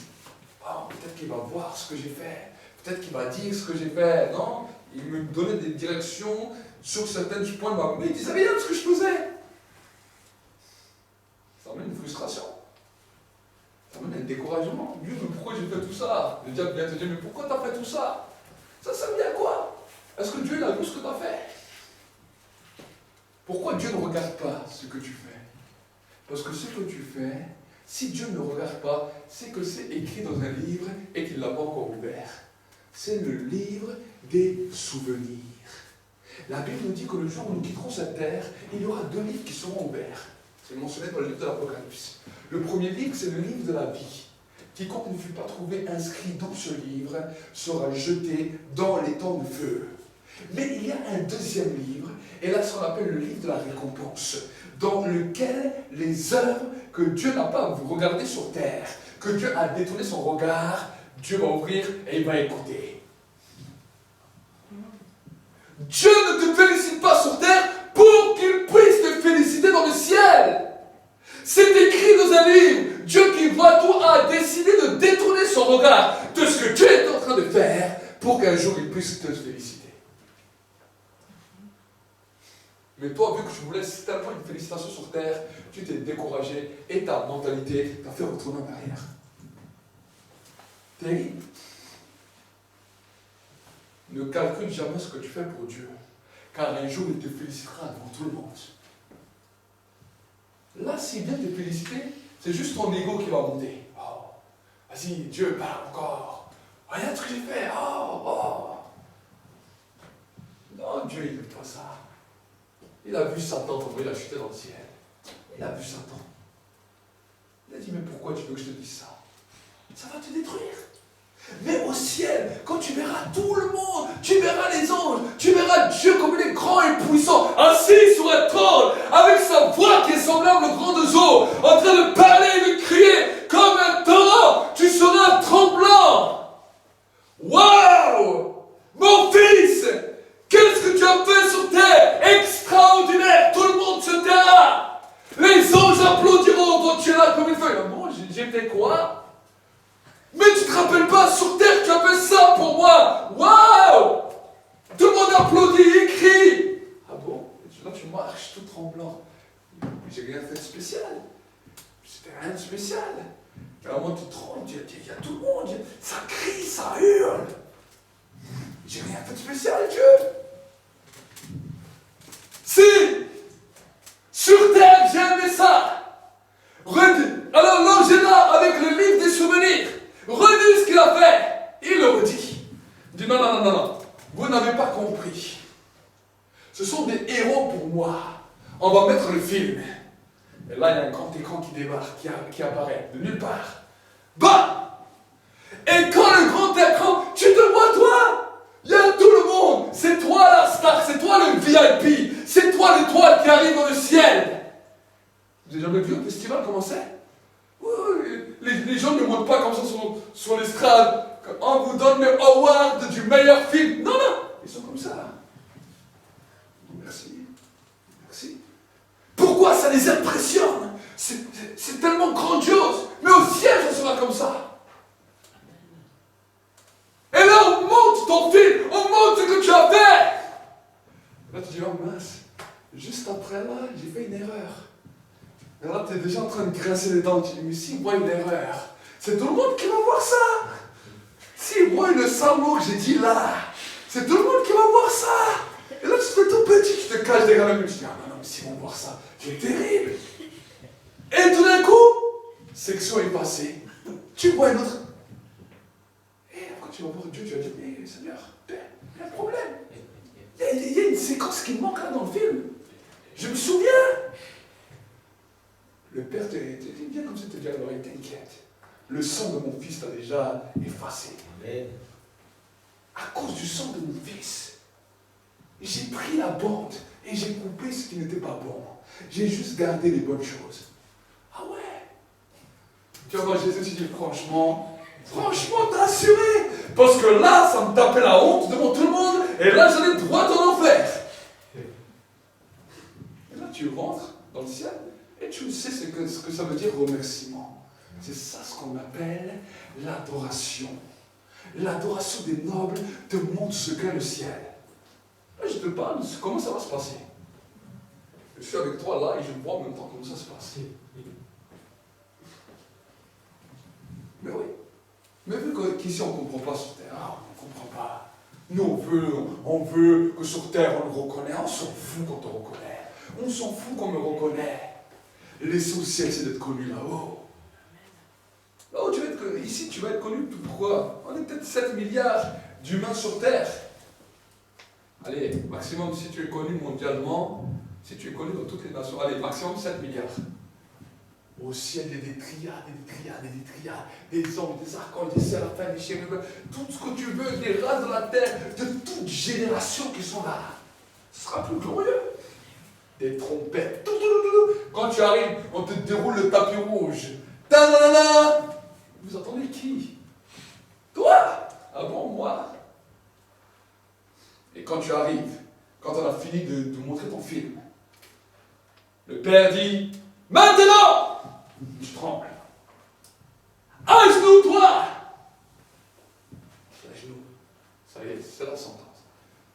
Apportez-moi une couronne et mettez-lui sur lui. Changez-lui les vêtements et mettez-lui les vêtements des rois. Ah bon? Préparez son siège, qu'il vienne siéger. Au vainqueur, on donnera. Au vainqueur, on donnera. Lisez l'Apocalypse. Au vainqueur, on donnera. Au vainqueur, on écrira son nom sur une tour, sur un poteau. T'imagines ton nom sur un poteau? Tu rentres dans le Panthéon. On appelle ça le Panthéon. Dans la Bible, on appelle ça le Panthéon. Hébreux 11, le Panthéon de tous les patriarches de la foi. Il y a un lieu qu'on appelle jusqu'à aujourd'hui une rue, qu'on appelle le Saint d'Abraham, dans lequel c'est un lieu de repos, dans lequel quand nous quittons cette terre, nous attendons dans ce lieu de repos jusqu'au jour des noces. C'est ce qu'on appelle le Saint d'Abraham. Mais il y aura dans le ciel un poteau pour ceux qui ont réussi à devenir des élus avec leur nom écrit dessus. Une carte d'identité spéciale. Ici, la carte d'identité, elle est en plastique. Au ciel, on nous dit que la carte d'identité sera un caillou blanc dans lequel un nom nouveau sera écrit dessus. Tout celui qui n'aura pas son caillou blanc, eh bien, il n'aura pas son passeport. Ben oui, là-bas, il y a un passeport aussi. Ce qu'on appelle le caillou blanc, avec un nom nouveau. Ben oui, un nom nouveau. C'est pour ça que Zemmour, il veut changer les prénoms à tout le monde. Parce qu'il a vu qu'au ciel, on va faire ça. Il a dit, je vais essayer de faire ça sur la terre. Ben oui. On en rigole, mais c'est la réalité. On aura un nom nouveau. Je verrai comment je m'appelle là-bas. Je l'ai déjà eu tellement sur terre. Après au ciel, on verra. Il y en aura peut-être un autre. Et je sais que là-bas, il vous plaira bien. Amen. Si même ton prénom ne te plaît pas sur terre, c'est pas grave. Là-haut, il te plaira bien. Amen. Parce qu'il aura une particularité de ta personne. Il aura ton point fort. Il aura ton action. Parce que ici, la connotation des mots, vous avez vu que déjà chaque mot veut dire quelque chose. Chaque prénom a une connotation bien particulière. Mais au ciel, Dieu a son langage aussi. On peut le voir déjà dans le parler en langue. Quand la glossolalie a commencé à venir, il y avait d'abord les langues que tous les hommes parlaient de la terre, mais ensuite de nouvelles langues que seuls nous pouvons comprendre quand le Saint-Esprit permet qu'on reçoit l'interprétation. Sinon, notre intelligence demeure stérile, on ne comprend pas. Mais au ciel, il y a une connotation de mots, une connotation d'un nouveau langage, dans lequel un prénom veut dire toute une connotation. On peut voir la langue hébraïque est déjà riche de consonnes et riche de sonorités. Un mot veut dire plusieurs choses. Et même dans notre pays, un mot peut avoir plusieurs synonymes ou peut déterminer plusieurs choses.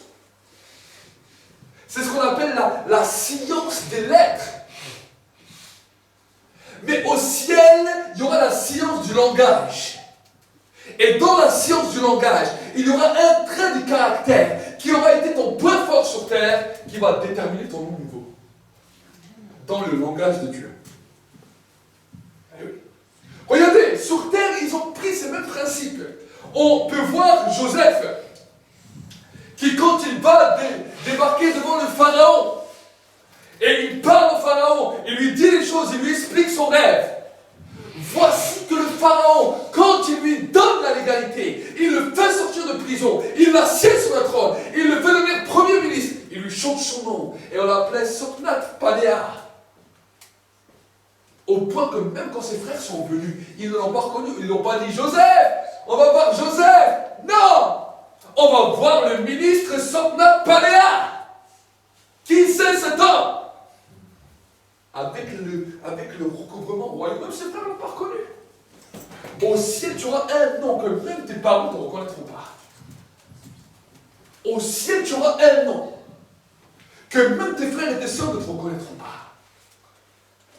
Au ciel, tu auras un nom que même tes amis les plus proches ne te reconnaîtront pas. Tant que tu ne parles pas, tant que tu leur dis pas c'est moi, ils ne te reconnaissent pas. Comme Joseph. Tant qu'il n'aura pas annoncé qui il était, ils ne l'ont pas reconnu. Amen. Amen. On a parlé de 2 manteaux. On va continuer. On va continuer. Dans la 3e dimension, la Bible nous parle de l'esprit de conseil. L'esprit de conseil. Alors, un conseil, c'est bien. Mais là, la Bible nous parle d'un esprit de conseil. Le Saint-Esprit est un conseiller par excellence. Mais quand le conseil de l'Esprit devient tellement fort dans nos vies, nous sommes animés d'un esprit de conseil. Et des gens ont commencé à venir nous demander des conseils. On peut avoir un conseil qui est bien pour notre vie. Mais quand les gens vont découvrir en toi la source de leur conseil, tu sauras que tu es animé de l'esprit de conseil. Amen. C'est ça. Les gens doivent voir en toi ce qu'on appelle un esprit de conseil. Alors, bien sûr, nous sommes dans une génération, cette génération est spéciale. Ils veulent bien conseiller les autres, mais eux-mêmes ne sont même pas conseillés. Tu ne peux pas conseiller les autres tant que toi-même tu n'as pas vécu la conseillation de Dieu. Je ne sais pas si on appelle ça comme ça, conseillation. Comment on appelle ça? Conseillation. Ouais, quel mot on peut utiliser? On invente ici les dictionnaires. Conseillation. Ça veut dire que si toi, tu n'es pas monté sur la montagne pour recevoir tes propres conseils, quels conseils tu peux donner aux autres? C'est ça qu'on appelle le rachat du temps. Dans le premier rachat du temps, il y a la sagesse. Dans le deuxième rachat du temps, il y a l'intelligence. Mais dans le troisième rachat du temps, il y a le conseil. Oui. Nous, on fait comment? On vient devant Dieu avec nos plans bien définis. Seigneur, je fais ça. Seigneur, je fais ça. Bénis ça. Seigneur, je fais ça. Bénis ça. Seigneur, je fais ça. Bénis ça. Seigneur, je fais ça. Bénis ça. La Bible nous dit celui qui bâtit sa maison sans demander conseil à Dieu, il bâtit sa maison en vain. Mais nous, on veut des tampons. Seigneur, approuve ça. Seigneur, tu approuves ça. Tu mets un tampon, tu mets un tampon, tu mets un tampon. Vous croyez que Dieu, c'est quoi? C'est une secrétaire ou quoi? Vous avez cru que Dieu, c'était une secrétaire qui s'amuse à mettre des tampons pour te faire plaisir. Dieu, c'est pas une secrétaire. Mais oui, on prend Dieu comme ça, on prend Dieu un jour comme une secrétaire, on prend Dieu un jour comme notre mouchoir. Dieu n'est pas une secrétaire. Dieu est celui qui donne les ordres. Il dit, tu veux connaître quelque chose, viens dans mon bureau, et je vais t'expliquer c'est quoi mon conseil. Soit tu acceptes, soit tu refuses. Et là, tu entres dans le bureau. Tu dis, bon, c'est vrai que j'avais toutes sortes de projets, mais je te pose ces projets, ça. Voilà, je te pose tous ces projets. Donne-moi un conseil. C'est quoi le conseil que tu me donnes? Et des fois, Dieu nous donne des conseils, là, il dit, non, ça ne plaît pas trop ça. Hein. Ah, c'est pas ce que j'attendais. Mais quelque part, je savais que tu allais me dire ça. C'est pour ça que je ne t'ai pas demandé. Mais oui, parce que quelque part, on suspecte quand même. On sait un peu ce que Dieu va dire. Mais vu que ça ne nous plaît pas tellement, là, on est motivé pour essayer de parler beaucoup. Mais oui. Mais quelque part, si on lit bien la Bible, si on commence à découvrir Dieu, on va connaître un petit peu sa pensée. Et là, et c'est ça qui est difficile. Mais oui, connaître le conseil de Dieu est difficile. Hein? Surtout l'accepter. Parce que le conseil de Dieu, tes pensées, tu peux les oublier. Tes raisonnements, tu peux les oublier. Vos pensées ne sont pas mes pensées. Vos voix ne sont pas mes voix. Ah oui, combien de fois je suis venu avec Dieu, avec mes raisonnements, mes mentalités. Mais ça je veux faire, Dieu me dit, tais-toi maintenant. Mais c'est pas ça que je veux pour toi. Ok, tu veux quoi? Alors au début, j'essaie de négocier avec lui. Mais essaye. Des fois, à un moment, il m'a accepté. Il m'a dit, vas-y, fais. Quand je vois que je me ramasse, je vais vers lui, je dis, ah, je t'ai demandé ça, mais bon, voilà. Je dis, bon, t'as compris maintenant, assieds-toi. Oui, le conseil de Dieu. Nous voulons être des conseillers et apprendre à te conseiller auprès de Dieu pour être un conseiller. Quand tu arrives à te conseiller pour toi-même, tu pourras conseiller les autres. Mais si tu veux que conseiller les autres, mais que toi-même tu n'es pas conseillé, qu'est-ce que tu vas leur donner comme fruit? Qu'est-ce que tu vas leur donner? On continue. Dans l'esprit de conseil, c'est un manteau. C'est un manteau, c'est une capacité. Ensuite, il nous dit, quand tu es rentré dans cette dimension de conseil, tu entres dans ce qu'on appelle l'esprit de la vaillance. C'est là où on parle de persévérance. C'est là où on parle de détermination. Tant que le conseil de Dieu ne fait pas partie de ta vie, il est impossible de parler de persévérance. Oui. Tant que le conseil de Dieu n'est pas validé dans la vie d'une personne, il est impossible de parler de persévérance. Tu persévères en quoi? Oh, je sais, je prie, je sais. Tu persévères en quoi? Quel est le conseil que Dieu t'a donné, que tu as accepté, que tu as adhéré, que tu as chéri? Pas parce que ça te plaisait, mais parce que tu voulais faire plaisir à Dieu, parce que tu préférais son conseil au tien, parce que tu as décidé de le plus vivre pour toi-même, et tu décides de persévérer à partir de ce moment-là. Oui, certains font des sacrifices, ils font certaines choses. Mais pas selon le conseil de Dieu, selon le désir de la chair. Je fais, Dieu va voir, je fais, Dieu. Non! Ne faisons pas les choses pour Dieu comme ça. Nous les faisons par amour, parce que nous ne vivons plus, mais c'est lui qui vit en nous. C'est ce qu'on appelle le renoncement. C'est ce que Jésus dira. Celui qui veut être mon disciple, qu'il apprenne à renoncer à lui-même, qu'il se charge de sa croix et qu'il me suive. Qu'est-ce que ça veut dire suivre Jésus? Marcher dans son conseil, c'est ça qu'on appelle suivre Jésus. Renoncer à nous-mêmes. Accepter le conseil et prendre la croix. Qu'est-ce que c'est la croix? La croix, c'est le renoncement. La croix, c'est ce que tu voulais et que tu voulais faire. La croix, ça peut être lourd. Ce sont tes projets, tout ce que tu voulais entreprendre, tout ce que tu voulais accomplir. Et Dieu dit non. Prends avec ça sur le dos et suis-moi. Toi, tu voulais aller là-bas. Moi, je t'emmène là-bas. Toi, tu voulais faire ça. Moi, je te demande de faire ça. Ce sera une récompense. Quand tu arriveras au ciel, en fonction de tel renoncement, ta croix aura du poids. Je vois des balances qui seront là. Des anges qui seront là. Ok. Tu as appris à renoncer à quoi sur terre? On va poser ça. Ben oui, on parle de la balance. Ce n'est pas pour ton salut la balance. Ce n'est pas pour ton éternité ta balance. C'est pour la récompense. Eh oui. Certains ont vu la balance. Alors ils ont dit non, alors on va mettre d'un côté les péchés, de l'autre côté les bonnes actions. Non! Je vais vous dire ce qu'il y a à la dimension derrière la balance. En tant que prophète qui voit dans l'esprit, je vais vous expliquer c'est quoi la balance. La balance, c'est le poids de ta croix. Le poids de tout ce que tu as renoncé. Le poids de tout ce que tu voulais faire et que Dieu t'a dit non et que tu as accepté ça. C'est ça ton poids. Et là, les anges vont peser ça. Tu arrives dans la banque du ciel. Tu dis waouh. Si tu n'as pas renoncé à beaucoup de choses, mais bon, tu es sauvé, mais à ton habitation, là, on va te mettre dans la HLM. Ben oui. La Bible nous dit, Jésus a dit, il y a plusieurs places dans le ciel. Il y a plusieurs demeures. Donc il y a des HLM. On te dit, non, on va te mettre loin. D'autres, on va leur dire, waouh. Mais ta croix, toi, elle est lourde. Tu rentres dans la banque. Et voilà le secteur. Voilà la rue de ton habitation. Il y a plusieurs places dans le ciel. Si ça ne serait pas, je vous l'aurais dit.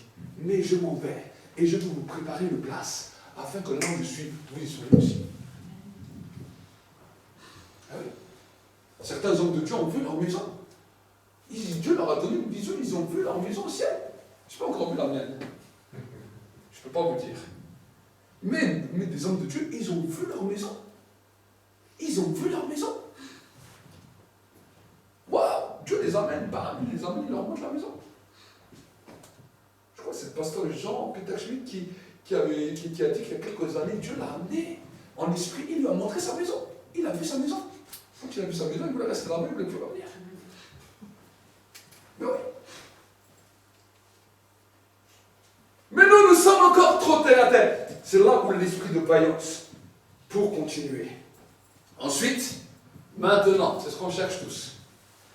Donc quand le manteau de vaillance est là, la Bible nous dit, il y a un autre manteau qui vient. C'est ce qu'on appelle le manteau de la connaissance. L'esprit de la connaissance. Alors bien sûr, dans les dons de l'esprit mentionnés dans le livre de Corinthiens, il y a ce qu'on appelle le don de parole de connaissance. Le don de parole de connaissance, ce sont des actes passés, des actes futurs. C'est une connaissance. C'est ça qu'on appelle le don de la parole de connaissance. Mais dans la Bible, là, on nous parle de l'esprit de connaissance. On peut connaître en partie. On peut connaître quelque chose en partie. Mais là, la Bible nous parle de l'esprit de la connaissance. L'esprit de la connaissance qui a pu faire d'un homme tel que Moïse. Tel que Moïse, quand il entre dans le mont Sinaï, quand il passe le temps avec Dieu, à un moment donné, un manteau de connaissance est venu sur lui. Lui, il n'était pas là quand Dieu a créé le monde, mais il a pu voir les détails bien définis. Il a pu voir comment Dieu a créé le ciel et la terre. Il a pu voir l'histoire d'Adam. Il a pu voir l'histoire de Noé. Il a pu voir l'histoire d'Abraham. La Bible nous dit que c'est Moïse qui a écrit tous les premiers livres. L'esprit de la connaissance l'avait saisi. Il a vu Dieu créer les galaxies. Il a vu Dieu créer toutes choses. Et il a expliqué ça. C'est l'esprit de connaissance. Bien plus tard dans le Nouveau Testament, nous pouvons voir que Jean, à l'île de Patmos, en tant que prisonnier, on lui avait crevé les yeux, on avait essayé de le tuer à l'huile bouillante, ça n'a pas marché. Mais voici qu'il est entré dans la montagne de la connaissance et il a vu tout l'Apocalypse. Certaines des choses que je vous ai dit avant, c'est ça. C'est un manteau de connaissance qui vous fait connaître les choses qu'on verra au ciel. C'est un manteau, l'esprit de connaissance.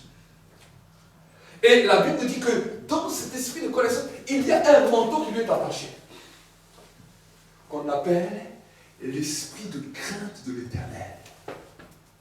Avant, on a vu le commencement de la sagesse qui est la crainte de l'Éternel, qui est la haine du mal. Mais là, quand il y a cette connaissance qui vient, quand il y a cet esprit de connaissance qui vient, il y a une autre crainte qui vient. Ce qu'on appelle la crainte du respect, le manteau du respect, le manteau du sacré. Eh oui, c'est ce qui s'est passé dans le temple. Dans le temple, déjà dans la tente de la rencontre, la Bible nous dit que quand le souverain sacrificateur avait reçu ce manteau sacré sur lui, et qu'il devait rentrer dans la présence de Dieu une fois par an, c'était avec un manteau de crainte qu'il rentrait, de respect, parce qu'il savait que s'il méprisait cela, il pouvait être mort d'un coup. D'un coup. C'est pour ça que personne d'autre pouvait rentrer à part lui. Et s'il était mort, il avait des clochettes, on n'entendait plus les clochettes, il avait une corde qui était accrochée au pied, et on le tirait.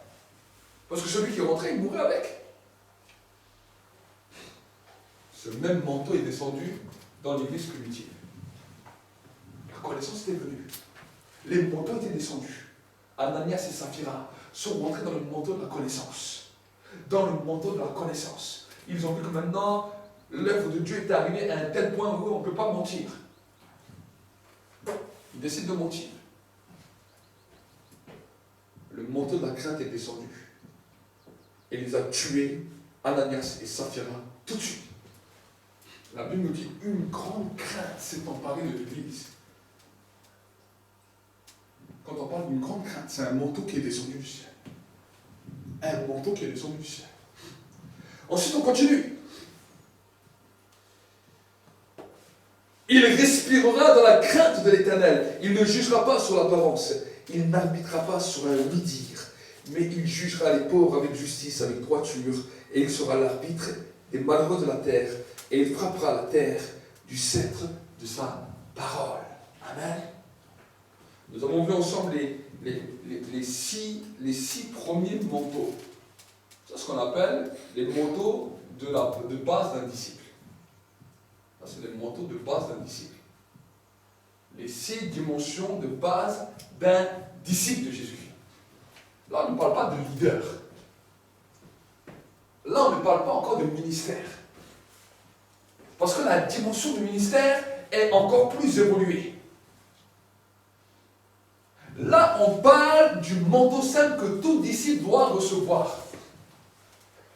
Mais malheureusement, nous sommes arrivés des fois dans une dimension où très peu de ces manteaux ont été donnés sur les disciples. Très peu. Très peu. Les gens veulent voir les choses avec Dieu. Mais on a oublié les bases. Qu'est-ce que c'est un manteau? Pourquoi je parle d'un manteau? Pourquoi la Bible nous parle d'esprit? Esprit de sagesse, esprit de conseil. Vous savez, chaque chose, nous pouvons l'expérimenter à petite échelle. Mais quand nous percevons dans le haut niveau de la capacité que nous avons reçue, la Bible nous dit que notre esprit qui reçoit ce manteau.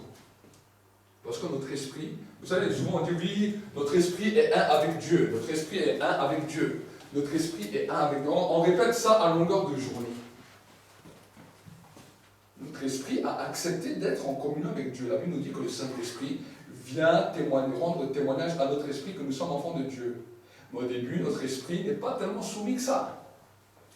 Nous sommes devenus une nouvelle création, un esprit nouveau. Mais si vraiment on serait tout un avec Dieu, à la conversion, tout serait changé, on serait tellement différent, on serait tellement rempli de connaissances, de sagesse, d'intelligence, que ça marquerait le monde. Mais nous voyons que malgré que nous avons reconnu que Jésus est Seigneur, malgré que nous avons demandé pardon pour nos péchés, nous devons grandir maintenant, parce que notre esprit est en évolution, et il y a des manteaux qui doivent se poser sur notre esprit. D'abord, le Saint-Esprit vient, il nous rend témoignage. Et ensuite, il vient nous commencer à se révéler. Il vient commencer à nous consoler. Il vient commencer à faire de nous quelqu'un de nouveau. Mais ensuite, si on accepte d'acheter du temps, il vient poser des manteaux sur nous. Amen. Au début, il nous donne une petite connaissance, il nous donne un petit conseil. Maintenant, on travaille sur le conseil. On va continuer à aller plus loin, jusqu'à ce que ce conseil devienne un manteau. Et là, quand cela commence, c'est un processus. C'est un processus. Et le diable n'aime pas ce processus. Adam et Ève étaient dans ce processus dans le jardin d'Éden. La Bible nous dit que quand Dieu les a créés, quand ils étaient dans le jardin d'Éden, la Bible nous dit qu'ils grandissaient dans la connaissance. Ils commençaient à grandir. Et chaque jour, Dieu avait un rendez-vous avec eux. Et au bout d'un moment, pourquoi Satan a pu les séduire? Satan avait déjà reçu beaucoup de manteaux dans le ciel. Il avait même reçu les émeraudes dans le ciel. Les diamants, les rubis, tout ce que vous voulez. Mais il n'est pas arrivé au manteau final, qu'on appelle le manteau de la gloire. Parce que quand il a vu ce manteau arriver dans le ciel, lui, il amenait la louange. Il amenait la louange. Et chaque fois qu'il amenait la louange, il voyait seulement le manteau de gloire être posé au-dessus. Ce qu'on appelle la Shekinah. Il voyait ce manteau. Alors il y a un jour, il va devant Dieu et il dit à Dieu, mais Seigneur, comment ce manteau peut descendre plus? Le Seigneur lui dit, continue à m'adorer. Alors il a commencé à mettre toutes sortes de musique dans le ciel, toutes sortes de louanges. Ils ont commencé à applaudir, ils ont commencé à danser, ils ont commencé à faire toutes sortes de choses. Mais oui! Tout le monde me regarde comme ça avec des grands yeux. Mais oui, mais c'est ça. Il leur a dit, maintenant, vous levez tous les mains, maintenant vous battez tous les ailes. Ils battent les ailes comme ça. Que l'on dit derrière le papillon. Waouh! Le manteau de gloire est au-dessus d'eux. Il dit, waouh, ça plaît à Dieu. Bon, on va continuer.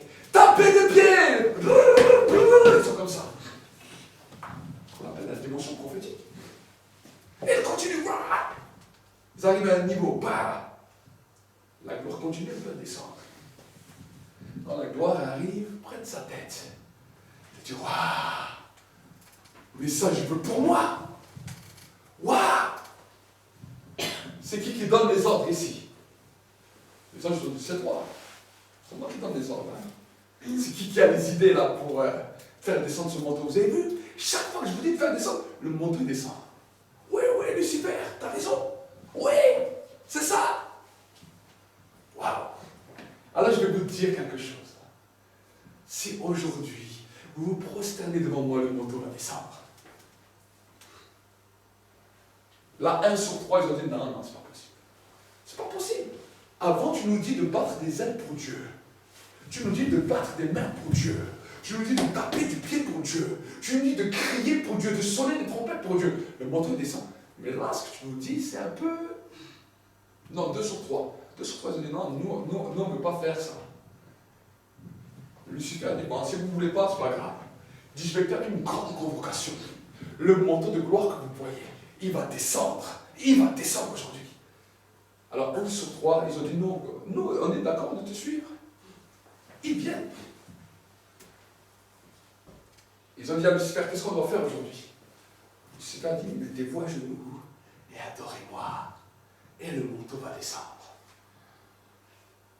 Les autres, ils ont regardé, ils ont dit, nous, c'est impossible de faire ça. Désolé, même si le manteau descend, alors on ne veut pas le manteau parce qu'on ne veut pas faire ça. Ils ont regardé loin. 1 sur 3, ils ont fait ça. Dieu a vu. Dieu a vu. Mais quand ils sont arrivés à l'acte, Dieu est apparu. Le manteau s'est enlevé tout d'un coup. Toute la lumière qu'ils avaient a disparu. On a éteint les lumières. Regardez, tu peux éteindre la lumière. Regardez comment ça fait. Éteins juste la lumière. Bam! Que se passe-t-il? Que se passe-t-il? Jusqu'à avant, vous voyez le manteau. Maintenant, la lumière est éteinte. Que se passe-t-il? Tout le monde est resté en silence. Et tout d'un coup, Dieu est arrivé. Et la lumière est venue. Lucifer! Lucifer! Lucifer! Il s'est caché. Qu'as-tu fait? Qu'as-tu fait? Oui, mais tu sais, les gens ne voulaient pas me suivre. Non, j'étais bien intentionné, c'était pour toi. Non, mais... Dehors. Et tous ceux qui t'ont adoré, dehors. Vous n'êtes pas dignes de moi. C'est ça qui s'est passé au ciel. C'est ça qui s'est passé au ciel. C'est ça qui s'est passé au ciel.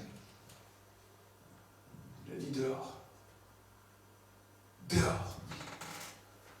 Et aujourd'hui, nous voulons aussi voir le manteau de gloire. Quand nous cherchons Dieu, nous attirons ce manteau de gloire. Mais dans quel but? Dans quel but? Pour que les gens disent que tu as raison? Il faut dire non. Je veux voir ce manteau de gloire descendre. Je veux voir le manteau de gloire descendre. Mais pour que Dieu se manifeste. Pour que Dieu se glorifie. Si même tous les gens du monde peuvent critiquer ma vie, si même tous les gens du monde peuvent parler mal de moi, peu importe, je sais que le manteau de gloire va descendre. Mais si c'est simplement pour moi, je vais écouter les bons conseils, comme Lucifer a écouté les conseils. Et il a chuté. Au lieu de devenir, il était le prince de la lumière, il était le porteur de lumière. Lucifer veut dire le porteur de lumière. Il portait la lumière. Et en un instant, il est devenu le prince des ténèbres. La lumière a disparu. Jésus a dit, vous êtes la lumière du monde. Vous êtes le sel de la terre. Mais si la lumière s'éteint,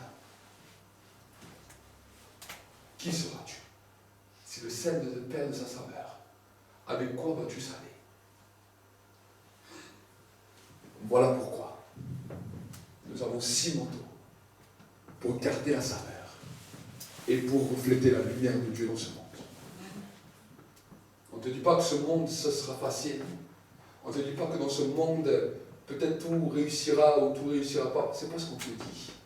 On te dit, voilà la manière de garder la lumière et d'être une lumière dans ce monde de ténèbres.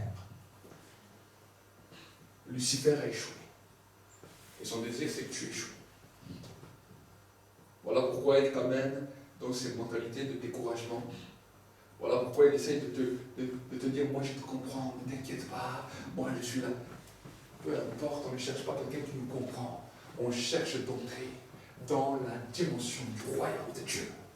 Amen. Amen. Nous allons prier ensemble. Nous allons prier ensemble. Seigneur, mon Dieu, mon roi, nous voulons réellement te bénir. Prie Dieu. Il y a peut-être des moments où tu as mal construit ta spiritualité. Alors, ça peut nous arriver à tous, ça nous est tous arrivé.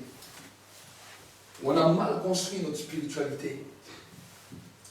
Et qu'on a pris de mauvaises habitudes. Et au bout d'un moment, c'est comme si Dieu s'est retiré. On ne sentait plus sa présence. On était loin de lui. Et ça y est, toutes sortes de choses ont commencé à apparaître. Parce qu'on n'est que centré sur nous-mêmes. L'évangile n'est pas un nombrilisme. Tout centré sur soi et que sur soi. Non. L'évangile, c'est centré sur Dieu. Être centré sur Dieu. Et peut-être ce matin, c'était ton cas. Où tu avais pensé à l'évangile seulement pour tes intérêts. Où tu avais pensé à l'évangile seulement pour tes raisonnements, pour tes plans, pour tes propres projets. Et puis de toute façon, si ça ne va pas comme ça, ben Dieu il le fera. Aujourd'hui, change de mentalité. Il y a des manteaux à recevoir. Il y a des manteaux à prendre pour devenir une véritable lumière dans ce monde. Nous ne sommes pas là pour nous-mêmes, mais nous sommes là pour lui. Nous n'avons pas décidé de le suivre pour nous-mêmes, mais nous avons décidé de le suivre pour lui, pour qui il est. Alors, ce matin, alors que nous sommes là, prie, parle à Dieu. Parle simplement à Dieu. Parle simplement à Dieu pour amener un changement dans ta vie. Dis-lui, je dois apprendre à racheter le temps. J'ai trop perdu de temps. J'ai trop perdu de temps.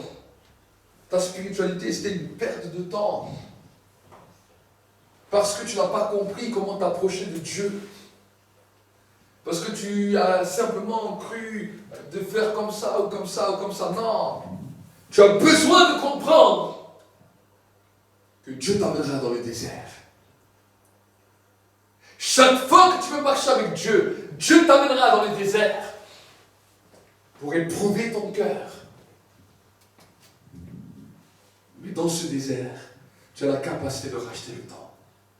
Dans ce désert, tu pourras chercher le temps de l'éternité. Et chacun de ces manteaux va être, je vois dans l'esprit, comme un sablier. Comme un sablier.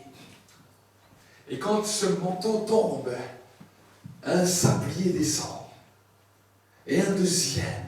Et un troisième. Écoute ce que le Saint-Esprit est en train de parler de manière prophétique. Il y a une révélation prophétique qui est derrière. Le Saint-Esprit dit la chose suivante. Il y a 6 manteaux, parce qu'il y a 6 tabliers, 6 vêtements, qui sont le symbole des 6 jours de la semaine. Pourquoi on ne dit pas les 7? Parce que la Bible nous dit que quand la manne est descendue du ciel, le 6e jour, il y avait la double ration. La double ration. Le 6e manteau a la capacité d'incorporer 2 manteaux. 2 manteaux. Et la gloire de Dieu commence à resplendir. Parce que dans cette dimension de gloire, c'est la lumière qui est allumée. C'est la lumière qui est allumée. C'est la lumière qui est allumée. C'est ton chandelier. C'est ta lumière qui commence à briller. Braka sokorabai. Rekime sokorabanai. Rakaba shokorabai. Commence à prier en d'autres langues. Commence à prier en d'autres langues. Korababa shikilianta la parasakarai. Rekime santaria karabai.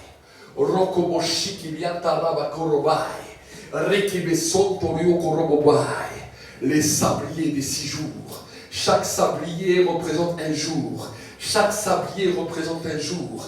Chaque sablier représente un jour. In the power.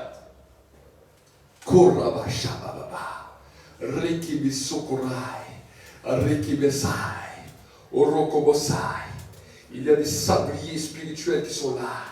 Le diable a voulu voler beaucoup de sabliers. L'ennemi a voulu voler beaucoup de sabliers. Il arrive à gagner du temps en volant les sabliers des croyants. Il vole les sabliers des croyants. Voilà pourquoi Jésus a dit, le voleur vient pour égorger, pour voler. La chose qu'il te vole, il te vole le temps. Et le temps court. Et plusieurs fois tu t'es trouvé dans cette dimension dans laquelle tu as dit mais le temps m'est volé, le temps est pris, mon agenda a été volé, mon temps est pris, mes années sont prises, mes semaines sont prises. Il y a un désespoir qui crie dans le cœur de l'humanité. Le temps a été volé aux hommes, mais l'esprit de réconciliation vient pour amener à l'achat et donner des sabliers.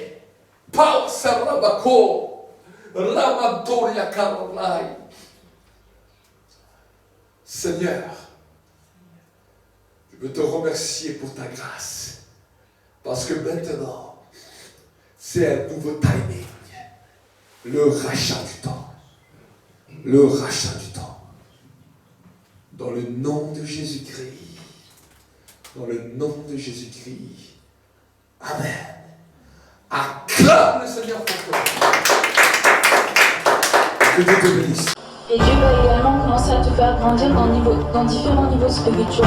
On va dire que tu dois toujours être brûlant pour Dieu, parce que il y a une chose que le diable attendra toujours, c'est que tu te refroidisses. Dans cette alliance avec Dieu, de toujours rechercher sa présence, rappeler le sacrifice de Jésus à la croix, parce qu'il n'est pas mort pour rien. Pour tout peuple, pour toute personne, de tout âge, de toute nation, de toute tribu. Allumer un feu dans ta vie où tu cherches la présence de Dieu. Les deux tu ne pourront jamais la faire.